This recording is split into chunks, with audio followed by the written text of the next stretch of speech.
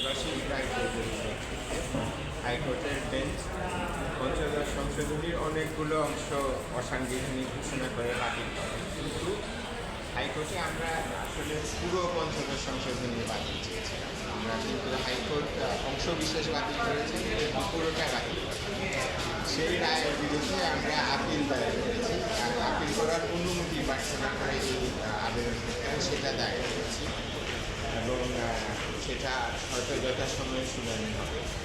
তো আমাদের এই পঞ্চদশ সংশোধনী রায়ের ব্যাপারে আপিল করার কারণ হলো এই যে, যদিও আমরা পুরো পঞ্চদশ সংশোধনী বাতিল চেয়েছিলাম, সেটা না করে হাইকোর্ট বিভাগ অংশ বিশেষ বাতিল করাতে একাধিক সমস্যা হয়েছে।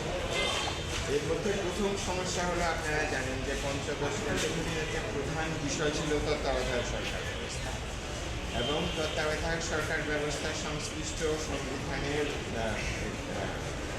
যে ধারাগুলো পঞ্চদশ সংশোধনীর 20 এবং 21 ধারা দিয়ে বাতিল করা হয়েছিল, কিন্তু 20 এবং 21 ধারা দিয়ে 58C ধারা এবং 58A ধারা এবং চ্যাপ্টার 2A বাতিল করা হয়েছিল পঞ্চদশ সংশোধনীর মাধ্যমে। কাজে হাইকোর্ট